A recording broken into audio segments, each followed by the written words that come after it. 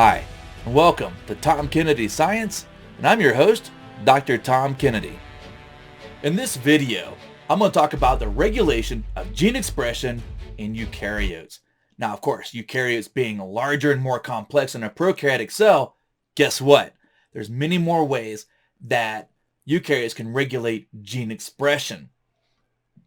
Now recall, gene expression, that's the flow of information from DNA to proteins. So we take our DNA, we transcribe that to messenger RNA, then the messenger RNA can be translated into a protein, and then we can activate that protein. But there's some key differences between eukaryotes and prokaryotes, and this is going to be the first in a series of videos on how eukaryotes can regulate gene expression. Now what we're going to focus on in this video is a regulation of both transcription and translation. Now we can talk about how we can regulate these separately in a eukaryotic cell because there's one key difference between prokaryotes and eukaryotes. Well, there's actually lots of key differences, but it comes down to the nucleus. Recall that eukaryotic cells have a cell nucleus that has all the DNA in it. Now that's important, right? Because if you're in a prokaryotic cell, your DNA is in the cytoplasm. So the minute you start to transcribe messenger RNA from your DNA, guess what? Ribosomes can attach to your messenger RNA and begin translation almost immediately after transcription. So as you're making messenger RNA, you start making proteins almost immediately. Eukaryotes are different. In eukaryotes, all the DNA is inside the nucleus. Now I know that the nucleolus is where you make ribosomes, but they're exported out into the cytoplasm. So here's a key difference. Transcription of messenger RNA, copying the information from your DNA to a messenger RNA, that takes place in the nucleus. And then we export the messenger RNA out of the nucleus into the cytoplasm, and that's where we have translation. So transcription and translation are separated in space and time. Oh wait, man, that sounds like something far out science fiction-y. Space and time. No, seriously. It's separated in space because you've got transcription in the nucleus, you've got translation outside of the nucleus in the cytoplasm. That's a separation in space. And the time part is, well, I transcribe all my messenger RNA, and then after I've done that, I can translate the messenger RNA into a protein. So it's separated in space and time. And of course, you can see my cheek cells there. Yep, those are my cheek cells. I took that photo with an iPhone 4 years ago. I think it's time to update them. I might get a little bit better photo. But you can see the cell nucleus, and then I've got a close-up of the nucleus on the right. So let's talk about how we regulate gene expression in a eukaryote, talking about transcription and translation. Now, for each one of these, there's a trade-off. There's a benefit and there's a drawback. So let's begin with pre-transcriptional regulation. Now, our pre-transcriptional regulation, that sounds complicated, but it's not that bad. Pre just means before, and transcription is the process of copying the information in DNA to a messenger RNA. And of course, this takes place in the nucleus. So there's lots of proteins that interact with this. And here's the difference. In a prokaryotic cell, in a bacteria, the RNA polymerase easily attaches to the promoter region and begins transcription. Now in eukaryotic cells, the RNA polymerase is slightly different. We still have our promoter region, but the RNA polymerase doesn't easily attach to the promoter. It needs help. Well, we need these proteins called transcription factors. There's lots of transcription factors inside of our cells, and they are inactive. Or these transcription factors receive some signal, they change shape, they become active, and what those transcription factors do is they help get the RNA polymerase, this is the molecule that makes our RNA, attaches it to the promoter region so we can initiate, so we can begin transcribing our messenger RNA, copying the information of DNA to RNA, right? So this is a way we can have this pre-transcriptional regulation. You can basically regulate when you transcribe a gene and when you don't, and you do that by using these transcription factors. You can turn them on and off quite rapidly as cells need to respond to their environment. Now there's a trade-off. The trade-off here is you don't have to make your messenger RNA and you don't have to make your proteins. So you can save energy and resources if you don't need the protein. But your response might be slower because you've got to activate your transcription factor, and then you have to go through transcription and translation. So you might have a bit of a slower response to the environment here. Now, let's go to the next one. If there's pre-transcriptional regulation, guess what? There's post-transcriptional regulation. Now, this is really, really, really interesting. I find this fascinating. You got this question, how to get more proteins out of your genes? Let's take a step back in time. Let's go to the late 1990s. I was fresh out of college, thinking about going to graduate school, and Bill Clinton was president.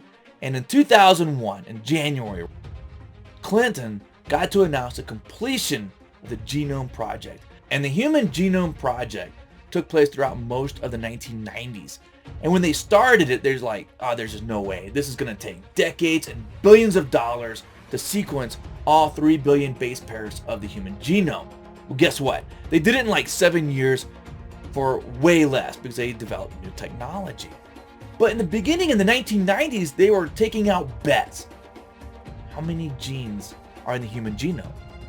And at the start of the Human Genome Project, most people thought like 100,000 genes because a gene codes for a protein.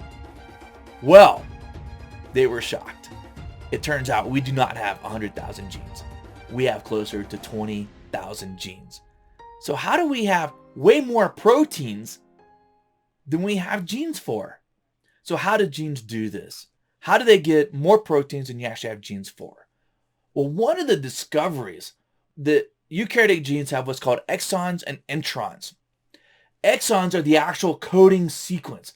That's a sequence of DNA that codes for a protein. And in between those exons are these introns, intervening sequences. You can think of it as like you're watching your favorite movie on TV and it's interspersed with these commercials. That's how I like to think of it. It's not entirely accurate, but you get the idea.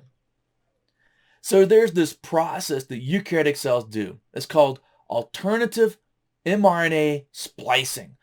So you have your sequence of your DNA, you have your gene, you've got your exons that code for proteins or sequences of amino acids, and you have these intervening units.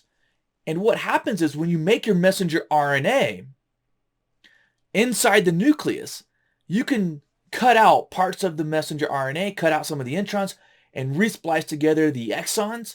And by splicing together different combinations of these exons, you get different proteins.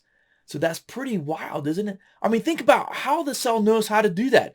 You transcribe your messenger RNA, and then inside the nucleus, you've got RNA and proteins snipping up the introns and exons and recombining them into different messenger RNAs that will then go out into the cytoplasm and get translated into a protein. That's wild. That was one of the big discoveries of the 1990s in the Human Genome Project. Now, we talked about transcriptional regulation. Guess what? There's also trade-offs with this. You can get more proteins than you have actual genes for. This creates a lot more versatility. Our cells can do a lot. And this is important because, we have 200 different cell types in our body, 20,000 genes. These 200 different cell types are expressing many different types of genes. And they're making many different types of proteins. But yet we can make more proteins than we actually have genes for. And of course, there's a trade-off here. You got to spend energy doing the transcription and the translation, but it gives you a lot of versatility. Now, you got your messenger RNA. It's ready to go. You export it outside the nucleus. It's going to be in the cytoplasm. Now we can regulate it at the level of translation. And I've got post-translational regulation, and pre- and post-translational regulation can kind of intermix with each other. You can actually have little sequences of microRNAs that can bind to your RNA, to your messenger RNA, and block translation. That would be a pre-translational regulation. You can also degrade your messenger RNA. Messenger RNA is a short-lived molecule. Our cells will break it down. You make the protein, you break down the messenger RNA, no more translation, no more making of that protein. Once you make the protein, you can rapidly activate that protein or deactivate it. You can flip the switch, turn it on, turn it off. And of course, because you can do that, there are trade-offs. The first trade-off is, well, you got to spend all the energy going through transcription and translation. You're making messenger RNA. You're translating that into a protein. That takes energy and it takes resources. But once you make the protein, guess what? You can rapidly turn these proteins on and off, and you can rapidly respond to the environment. So there you have it. We have the ability to regulate transcription and translation in eukaryotes and fine-tune that. And we can do it mostly because the DNA is inside the nucleus and translation in the ribosomes takes place in the cytoplasm. So we have this separation of, wait for it, space and time. And that allows for some fine-tuning. And we can get a lot of proteins out of our genes. And we can regulate them very nicely. Now, this is not the only way that our genes are regulated. So stay tuned for the next episodes when I talk about epistasis and epigenetics. These are the frontiers of biology right now. So until next time,